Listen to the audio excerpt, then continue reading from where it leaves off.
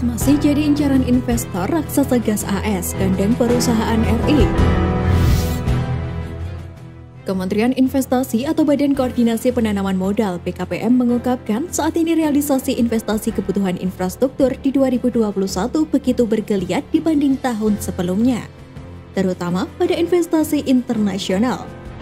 Deputi Bidang Pengembangan Iklim Penanaman Modal Kemeninvest atau BKPM Yulio Tanjung mengatakan, pada kuartal 1 hingga 3 2021, realisasi investasi asing domestik mencapai 659,4 triliun rupiah. Lebih tinggi daripada realisasi investasi periode sama tahun sebelumnya yang hanya mencapai 611,6 triliun rupiah. Pihaknya pun optimis keadaan ini bisa terus berlanjut di 2022.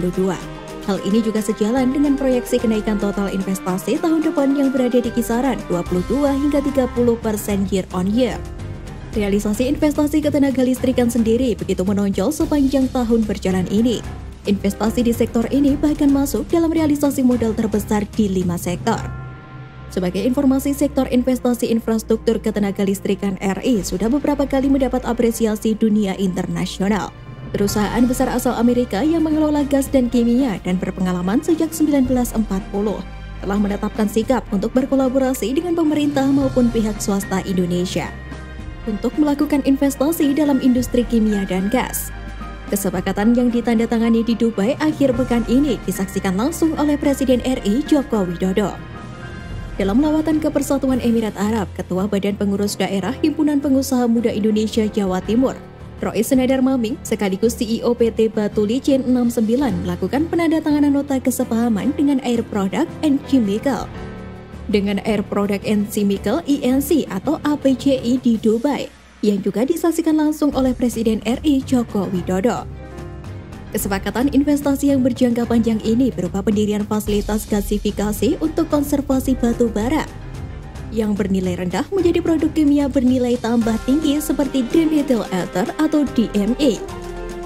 Pihaknya memanfaatkan kunjungan ke Dubai untuk dapat menangkap peluang pasar. Mengingat perhelatan ini diikuti banyak investor dari berbagai negara. Apalagi Dubai adalah hubungan internasional, tersambung ke banyak negara, sehingga bisa dilakukan secara optimal untuk berpeluang mengikuti pelatihan ekspor, dan juga business matching yang akhirnya terjadi kesepakatan atau MOU dengan mitra bisnis di luar negeri. Dan juga bekerja sama dengan Air Product and Chemical untuk mendorong hilirisasi sumber daya alam dan meningkatkan substitusi impor. Hal ini menurut Rois merupakan sebagai bentuk penerjemah visi besar Presiden RI termasuk dalam transformasi ekonomi dan hilirisasi industri. Dalam kesepakatan tersebut, APCI akan melakukan kerjasama dengan pengusaha nasional di beberapa lokasi, seperti Sumatera, Kalimantan, Maluku, dan Papua. Semoga ini menjadi pintu masuk untuk memperkuat ekspor ke berbagai negara. Indonesia optimis bisa menjadi pendorong pemulihan ekonomi yang luar biasa. Selain itu, Rois juga memasarkan berbagai produk unggulan usaha mikro kecil dan menengah atau UMKM Jawa Timur di ajang pameran Dubai Expo 2020. Sejumlah produk dibawa delegasi Himpunan Pengusaha Muda Indonesia Jatim, diantaranya minyak esensial, kopi, dan kemiri. Ini momentum yang luar biasa. Pengusaha muda diajak ke Dubai Expo, ajang promosi terbesar di dunia. Kita memanfaatkan kunjungan ke Dubai untuk mempromosikan UMKM Jatim. Dengan go internasional tentu akan semakin meningkatkan pada pembukaan lapangan kerja dan pengentasan kemiskinan. Air Product and Chemical merupakan perusahaan besar di bidang pengelolaan gas dan kimia asal Amerika Serikat yang telah berdiri sejak 1940. Air Product mengembangkan, membangun, memiliki, dan mengoperasikan beberapa proyek gas industri terbesar di dunia, termasuk proyek gasifikasi yang secara berkelanjutan mengubah sumber daya alam yang melimpah menjadi sintetik natural gas untuk produksi tenaga, bahan bakar, dan bahan kimia bernilai tinggi. RI UIE tekan kerjasama, ekspor perhiasan diyakini naik 3 kali lipat. Upaya Kementerian Perdagangan memperkuat misi perdagangan di Timur Tengah berjalan dengan sukses, khususnya Uni Emirat Arab atau UIE. Para pelaku usaha pun optimis nilai ekspor makanan dan minuman serta perhiasan bakal naik hingga 3 kali lipat. Kegiatan misi dagang yang digelar oleh Kementerian Perdagangan untuk memperkuat pasar Timur Tengah dan kawasan Teluk di Dubai UIE pada Minggu 7 November lalu berhasil memunculkan beberapa kesepakatan dagang. Hal ini ditandai dengan 4 penandatanganan MOU untuk produk perhiasan emas dengan nilai total 180 juta US dollar untuk suplai selama 1 tahun.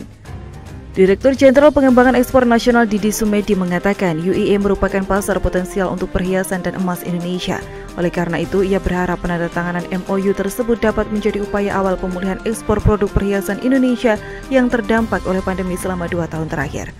Melalui penandatanganan MOU ini diharapkan menjadi upaya awal bagi pemulihan ekspor produk perhiasan Indonesia ke depan. Diketahui kegiatan misi dagang ini merupakan hasil kerjasama Kemendag dengan Kedutaan Besar RI di Abu Dhabi, Konsul Jenderal RI Dubai, dan Indonesian Trade Promotion Center Dubai. Misi dagang tersebut terdiri dari kegiatan forum bisnis dan penjajakan kerjasama bisnis. Forum bisnis RI UIE dibuka oleh Duta Besar RI untuk UIE Husin Bagis dan diikuti oleh 60 peserta yang berasal dari perusahaan Indonesia, buyer, diaspora Indonesia, dan perwakilan pemerintah. Misi dagang UIE bertujuan memperkuat penetrasi pasar Timur Tengah dan juga membangun jejaring bisnis dengan menghadirkan pelaku usaha Indonesia. Diharapkan melalui kegiatan ini, ekspor produk perhiasan serta mamin Indonesia pasca pandemi akan mengalami peningkatan signifikan. Hal ini disambut dengan optimis oleh Ketua Umum Asosiasi Produsen Perhiasan Indonesia, Edi Yahya.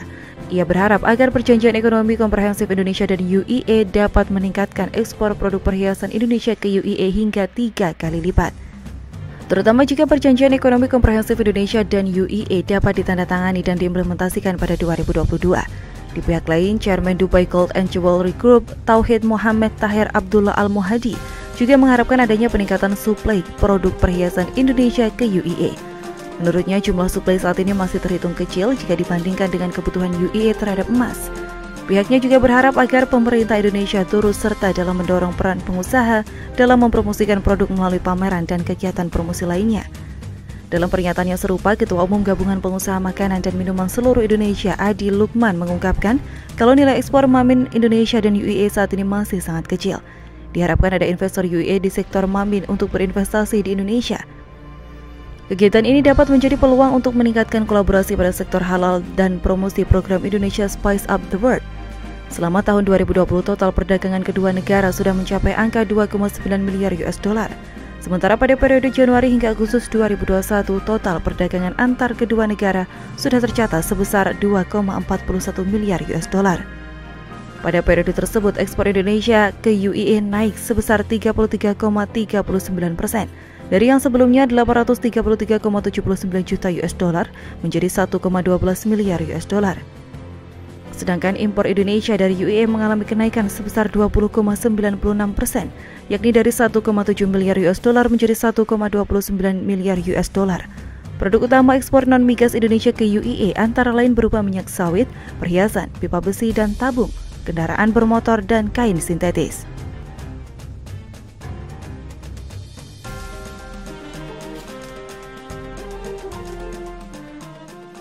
Mantap, mimpi besar RI bakal terwujud. Genjot energi EBT bangun PLTS terapung.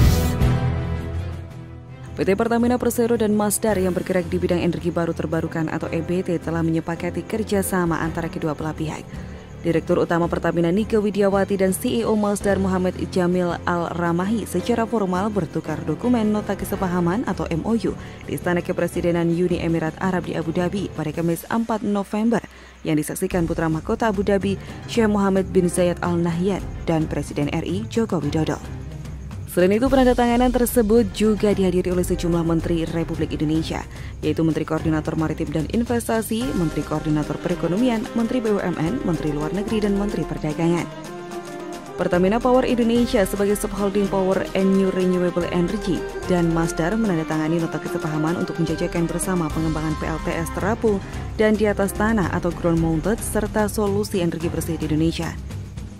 Nike Widiawati menjelaskan Indonesia memiliki peta jalan transisi energi untuk Indonesia yang tertuang dalam Grand Strategi Energi Nasional, di mana bauran energi mencapai 23% pada 2025 untuk EBT dan 31% pada 2050. Dengan peta jalan tersebut, Pertamina percaya sektor energi dapat menurunkan emisi sebesar 314 juta ton karbon. Pertamina sebagai BUMN energi terbesar di Indonesia memiliki komitmen tinggi mendukung target pemerintah. Beberapa inisiatif pengembangan EBT Pertamina untuk mendukung target tersebut antara lain meningkatkan kapasitas terpasang panas bumi yang dioperasikan sendiri menjadi 1.128 MW pada 2026, pengembangan pembangkit listrik tenaga surya dan angin, serta green and blue hydrogen, ujar Nike. Nike melanjutkan, kolaborasi sangat penting dalam upaya mempercepat transisi energi. Kerjasama strategis antara Pertamina NRE dengan Masdar ini akan berpotensi mendorong percepatan transisi energi. Masdar merupakan perusahaan berbasis di Abu Dhabi dan anak usaha dari Mubadala Investment Company, perusahaan nasional Abu Dhabi. Bisnis Masdar fokus pada energi terbarukan. Saat ini Masdar aktif beroperasi di 30 negara seperti UAE, AS, Australia, India, Indonesia, dan lain-lain. CEO Masdar Muhammad Jamil Ar-Ramahi menyampaikan, perjanjian ini menunjukkan komitmen mendalam dari Masdar untuk mendukung transisi energi di Indonesia dan mencapai target net zero emission. Masdar berharap dapat hadir di Indonesia dan mendukung pembangunan ekonomi di Indonesia. Indonesia memiliki potensi EBT yang melimpah, yaitu mencapai lebih dari 400 gigawatt dan baru dimanfaatkan sebesar 10 gigawatt atau 2,5%-nya saja. Untuk panas bumi saja potensinya mencapai 24 gigawatt dan menjadi salah satu yang terbesar di dunia. Saat ini kapasitas terpasang panas bumi yang dioperasikan oleh Pertamina Geothermal Energy mencapai 672 megawatt dan ditargetkan akan